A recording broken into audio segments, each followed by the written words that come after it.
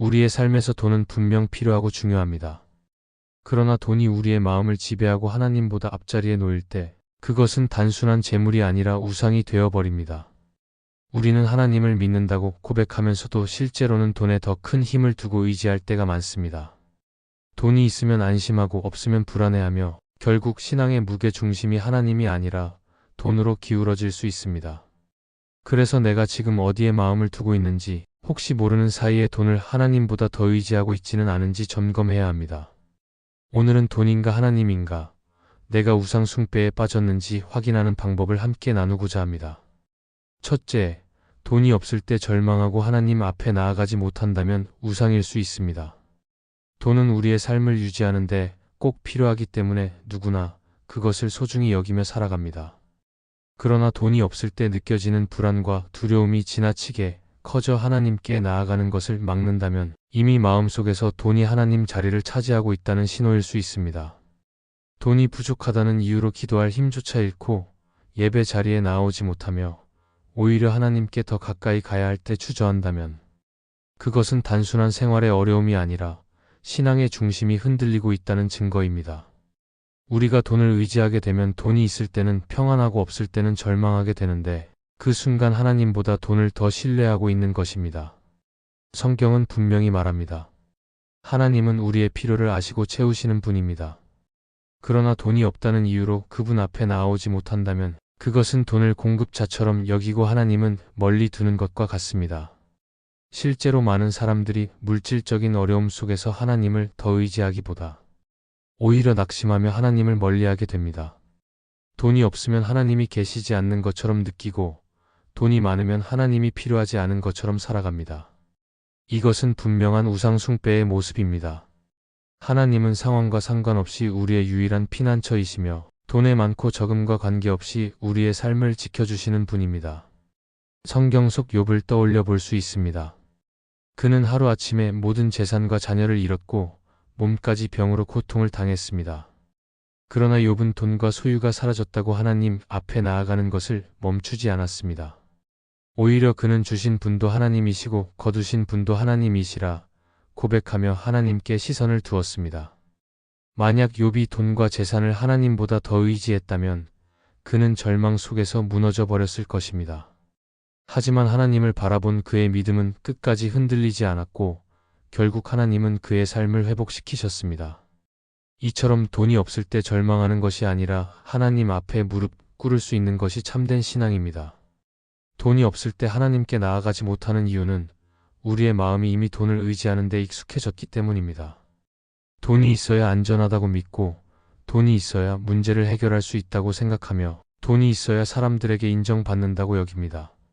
그러나 하나님은 돈이 아니라 우리의 믿음을 원하십니다. 돈이 부족해도 하나님을 신뢰하는 사람은 결국 하나님의 은혜를 경험하게 됩니다. 반대로 돈이 모든 것을 해결해 줄 것처럼 생각하는 사람은 돈이 없을 때 쉽게 무너지고 맙니다. 우리의 신앙을 점검해 보아야 합니다.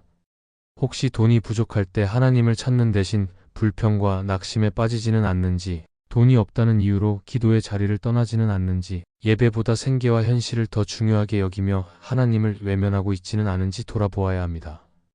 돈이 없을 때 절망하며 하나님을 찾지 못하는 태도는 결국 돈이 우리 마음에서 하나님보다 더 큰 자리를 차지하고 있다는 것을 보여줍니다. 하나님은 돈이 아니라 하나님 자신이 우리의 삶을 붙들고 계심을 알려주십니다. 하나님이 공급자가 되실 때 우리는 돈이 있을 때도 감사하고 없을 때도 평안할 수 있습니다. 진정한 믿음은 돈이 많을 때가 아니라 없을 때 드러납니다.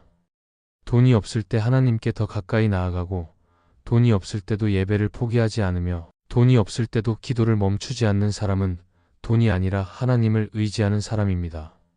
결국 돈이 없을 때 절망하고 하나님 앞에 나아가지 못한다면 그것은 돈을 우상으로 삼고 있다는 증거입니다. 그러나 돈이 없을 때 하나님을 더 찾는다면 우리는 돈을 넘어 하나님을 의지하는 참된 믿음을 가진 사람입니다. 하나님은 돈으로 우리의 신앙을 평가하지 않으시고 오직 하나님만 붙드는 마음을 보십니다. 그러므로 우리는 돈이 없을 때 절망하는 것이 아니라 그 순간을 하나님께 더 가까이 갈 수 있는 기회로 삼아야 합니다. 그렇게 할 때 우리의 신앙은 흔들리지 않고 돈이 아닌 하나님이 우리 삶의 주인 되심을 분명히 고백하게 될 것입니다. 둘째, 돈을 벌 기회 앞에서는 신앙의 원칙을 쉽게 내려놓는다면 우상숭배입니다. 사람은 누구나 더 나은 삶을 원하고 더 풍요롭게 살기를 바랍니다. 그래서 돈을 벌 수 있는 기회가 눈앞에 주어지면 마음이 흔들릴 때가 많습니다. 그러나 문제는 그 기회가 하나님의 말씀과 신앙의 원칙을 거스르는 길일 때입니다.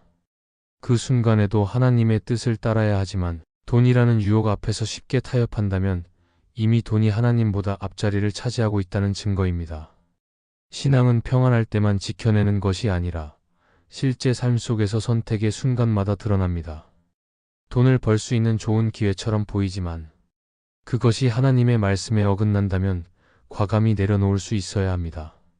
그렇지 않으면 돈이 우리의 주인으로 자리하게 되고 신앙은 이름뿐이 되고 맙니다.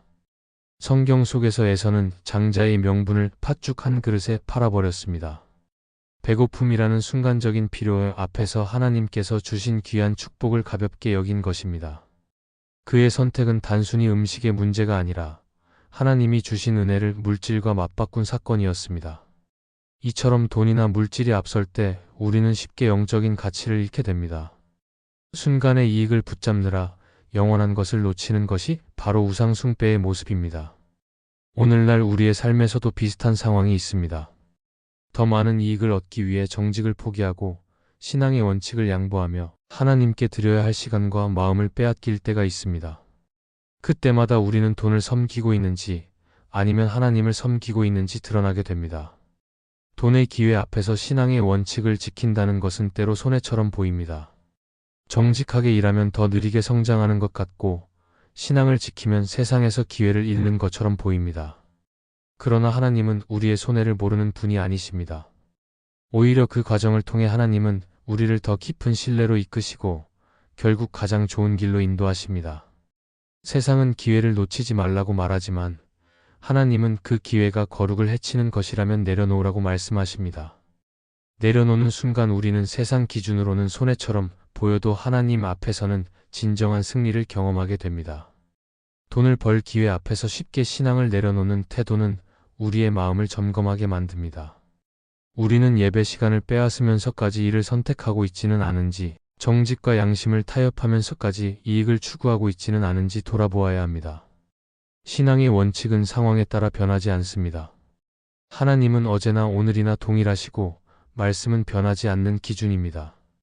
그러나 우리가 돈 때문에 그 기준을 무너뜨린다면 그것은 이미 돈을 하나님보다 높게 두고 있다는 뜻입니다. 하나님은 우리의 신앙을 시험하시기 위해 때때로 돈과 관련된 선택의 자리를 허락하십니다. 그 순간 우리는 무엇을 더 소중히 여기는지가 드러납니다. 하나님을 더 사랑한다면 손해를 감수하면서도 신앙을 지킬 것입니다.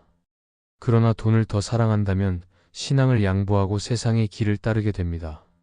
이 차이가 바로 우상숭배인지 아닌지를 보여줍니다. 신앙의 원칙을 지킨다는 것은 단순히 도덕적인 선택이 아니라 하나님을 주인으로 모시고 있다는 고백이 됩니다. 돈은 우리의 삶에 필요하지만 하나님보다 앞설 수는 없습니다. 돈을 벌 기회 앞에서 신앙을 내려놓지 않는 사람은 하나님이 주시는 참된 평안과 복을 누리게 됩니다. 그러나 신앙을 버리고 돈을 붙드는 사람은 잠시 풍요로워 보일 수 있으나 결국 공허함과 불안을 피할 수 없습니다. 그러므로 우리는 어떤 상황에서도 돈보다 하나님을 선택해야 합니다. 그것이 진정한 믿음이고 성령님을 기쁘시게 하는 길입니다. 결국 돈을 벌 기회 앞에서 신앙의 원칙을 쉽게 내려놓는 태도는 우상숭배로 이어집니다. 그러나 신앙의 원칙을 붙드는 사람은 설령 세상에서 손해를 보는 것 같아도 하나님 앞에서는 가장 큰 복을 얻습니다. 우리는 늘 선택의 기로에 서 있습니다. 그때마다 돈을 택할 것인지 하나님을 택할 것인지 분명히 해야 합니다. 하나님을 선택하는 자리에 설 때 우리의 신앙은 흔들리지 않고 하나님은 우리의 삶을 끝까지 책임지실 것입니다. 셋째, 기도의 제목이 늘 돈과 관련된 것에만 집중된다면 하나님 중심이 아닙니다. 기도는 우리의 필요를 하나님께 아뢰는 통로이면서 동시에 하나님의 뜻을 묻고 순종을 고백하는 자리입니다. 그런데 우리의 기도의 제목이 언제나 돈과 연결되어 있다면 그것은 이미 마음의 중심이 하나님이 아니라 돈에 치우쳐 있다는 신호일 수 있습니다. 하나님께 나아갈 때마다 재정 문제와 물질적인 축복만 구한다면 신앙은 점점 편협해지고 영적인 성장은 이루어지지 못합니다. 하나님은 우리의 모든 필요를 채우시는 분이지만 기도의 목적은 단순히 원하는 것을 얻는 것이 아니라 하나님의 뜻 안에서 삶을 새롭게 하는 데 있습니다. 기도의 제목이 돈에만 집중될 때 생기는 가장 큰 문제는 하나님과의 관계가 거래처럼 변한다는 것입니다. 우리는 하나님을 살아계신 분으로 바라보기보다 나의 소원을 들어주는 존재로 생각하게 됩니다. 그렇게 되면 기도는 하나님과의 대화가 아니라 나의 필요를 채우기 위한 수단으로 전락합니다. 그러나 하나님은 우리와 사랑의 관계를 원하시고 우리의 삶 전체를 이끄시는 분이십니다. 기도의 제목이 다양하고 깊어질수록 신앙은 성장하지만 돈에만 머물러 있으면 오히려 신앙은 점점 메말라 버립니다. 성경은 우리의 기도가 하나님 중심이어야 함을 강조합니다. 솔로몬이 왕이 되었을 때 그는 부와 명예를 구하지 않고 백성을 잘 다스릴 수 있는 지혜를 구했습니다. 하나님은 그의 기도를 기뻐하시고 지혜뿐 아니라 부와 명예까지 더해주셨습니다. 이 사건은 우리의 기도 제목이 무엇에 초점을 두어야 하는지를 보여줍니다. 돈과 소유를 구하기보다 하나님의 뜻을 먼저 구하면 하나님께서 필요를 채워주십니다. 그러나 기도의 방향이 돈에만 맞춰져 있다면 우리는 돈이라는 우상 앞에 무릎 꿇고 있는 것과 다르지 않습니다. 또한 기도의 제목이 돈에 집중될수록 우리는 하나님이 이미 주신 은혜를 보지 못합니다. 하나님은 이미 우리에게 생명과 구원의 은혜를 주셨고 매일의 삶을 붙들고 계십니다. 그러나 돈을 중심으로 기도하는 사람은 감사보다 부족함만 바라보게 됩니다. 기도가 돈에 묶이면 늘 불평이 따라오고 응답이 늦어지면 낙심하며 하나님을 의심하게 됩니다. 그러나 기도가 하나님 중심이면 돈이 많든 적든 상황이 좋든 나쁘든 감사와 평안을 누릴 수 있습니다. 기도의 제목은 우리의 신앙 수준을 보여줍니다. 기도할 때 늘 물질만 구한다면 우리는 아직 영적으로 성숙하지 못한 어린아이와 같습니다. 그러나 기도의 제목이 하나님 나라와 의, 다른 사람의 구원과 회복, 공동체의 세움으로 넓어질 때 우리의 신앙은 성장합니다. 기도가 변하면 삶이 변하고 삶이 변하면 세상 속에서 하나님의 뜻을 이루는 증인이 될 수 있습니다. 현실적으로 우리는 돈의 필요를 무시할 수 없습니다. 그러나 돈이 기도의 전부가 되어서는 안 됩니다. 돈을 구하기보다 하나님의 나라를 먼저 구하고 돈의 필요를 아뢰기보다 하나님의 뜻에 순종하는 마음을 먼저 구해야 합니다. 그렇게 기도의 제목이 바뀔 때 하나님은 우리의 마음을 변화시키시고 돈이 주는 불안이 아니라 하나님이 주시는 평안으로 채워주십니다. 결국 기도의 제목이 늘 돈에만 머물러 있다면 그것은 신앙의 중심이 흔들리고 있다는 증거입니다. 그러나 기도의 제목이 하나님 중심으로 바뀌면 우리의 삶은 더 이상 돈에 매이지 않고 하나님께 묶이게 됩니다. 기도의 제목은 단순히 말의 나열이 아니라 내가 무엇을 가장 중요하게 생각하는지 드러내는 고백입니다. 그러므로 우리는 기도의 제목을 돌아보아야 합니다. 만약 돈에만 집중되어 있다면 지금이 바로 하나님을 중심에 두고 기도의 방향을 새롭게 해야 할 때입니다. 그렇게 할 때 우리의 기도는 돈이 아닌 하나님을 향하게 되고 성령님은 그 기도를 기뻐하시며 우리의 삶을 새롭게 이끌어 가실 것입니다. 넷째, 돈이 주는 안정감이 하나님이 주시는 평안보다 크다면 우상에 기울어 있는 것입니다. 사람은 누구나 삶의 안정과 평안을 원합니다. 그래서 돈이 어느 정도 모이면 마음이 편안해지고 통장 잔고가 줄어들면 불안해집니다. 물론 돈은 우리의 생활을 유지하고 필요를 채우는 데 중요한 역할을 합니다.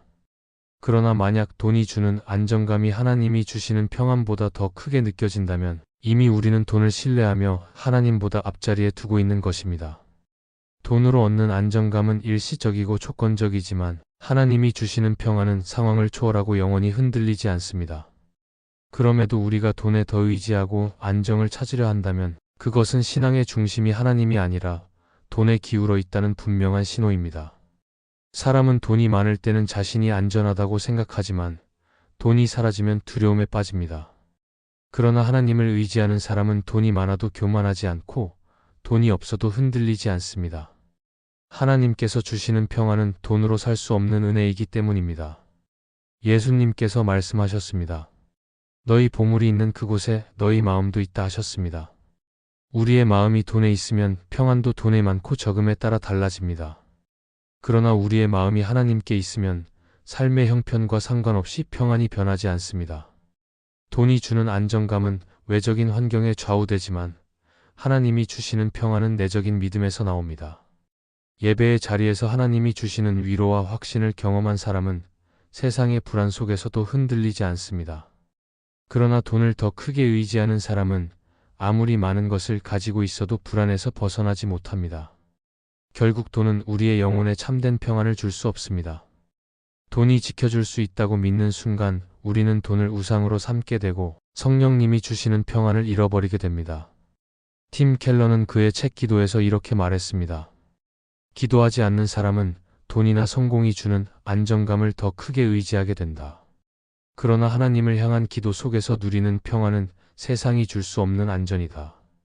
이 말은 우리가 무엇을 더 크게 의지하는지 분명히 드러냅니다. 기도가 없는 사람은 자연스럽게 돈에서 안정감을 찾으려 하지만 기도로 하나님께 나아가는 사람은 환경과 상관없이 하나님이 주시는 평안 속에서 살아가게 됩니다. 돈이 줄 수 없는 안정은 오직 하나님과의 관계 속에서만 주어집니다. 신앙생활을 하면서 우리가 돈의 안정감에 더 기울어 있는지를 확인하는 방법은 단순합니다. 돈이 많아졌을 때 예배와 기도보다 돈을 지키는데 마음을 더 쓰고 있다면, 돈이 줄어들었을 때 하나님보다 두려움과 불안이 더 커진다면 이미 우리의 마음은 돈을 의지하고 있는 것입니다. 그러나 하나님을 의지하는 사람은 돈이 많든 적든 평안이 변하지 않습니다. 돈은 언제든 사라질 수 있지만 하나님은 영원히 변하지 않는 분이시기 때문입니다. 돈을 통해 안정감을 느끼려는 태도는 결국 우리를 더 큰 불안으로 끌어갑니다. 돈이 많아지면 지켜야 한다는 두려움이 생기고 돈이 줄어들면 다시 채워야 한다는 강박이 찾아옵니다. 그러나 하나님이 주시는 평안은 다릅니다. 하나님은 이미 우리의 삶을 붙들고 계시고 우리의 필요를 아시며 가장 좋은 때에 채우시는 분이십니다. 그러므로 하나님께 의지하는 사람은 환경에 흔들리지 않고 돈에 매이지 않으며 평안 가운데 살아갑니다. 결국 돈이 주는 안정감이 하나님이 주시는 평안보다 크다면 그것은 우상 숭배로 기울어 있는 것입니다. 우리는 이 사실을 분명히 기억해야 합니다. 돈이 있어야 평안하다고 생각하는 순간 이미 마음은 돈을 신으로 삼고 있는 것입니다. 그러나 하나님을 신뢰할 때 우리는 돈이 없어도 평안을 누릴 수 있고 돈이 많아도 그것에 얽매이지 않을 수 있습니다. 참된 평안은 오직 하나님께서 주시는 선물이며 그 평안을 붙드는 사람이 진정으로 자유롭고 흔들리지 않는 삶을 살게 됩니다. 하나님은 우리의 삶을 돈으로 평가하지 않으시고 마음의 중심을 보십니다. 돈은 필요하지만 결코 우리를 지켜줄 수 있는 궁극적인 힘이 되지 못합니다. 돈이 있을 때든 없을 때든 흔들림 없는 평안을 주시는 분은 오직 하나님이십니다. 그러므로 우리는 돈이 아니라 하나님께 의지하며 살아가야 합니다. 하나님을 삶의 주인으로 모실 때 참된 자유와 기쁨이 주어지고 성령님은 우리 안에 충만하게 역사하실 것입니다. 이 말씀이 마음의 은혜가 되셨다면 좋아요와 구독으로 함께 해주세요. 그리고 댓글에 아멘이라고 남겨주시면 하나님의 은혜가 더 많은 사람들에게 전해질 것입니다. 여러분의 삶 위에 하나님의 은혜가 언제나 함께 하시기를 바랍니다. 감사합니다.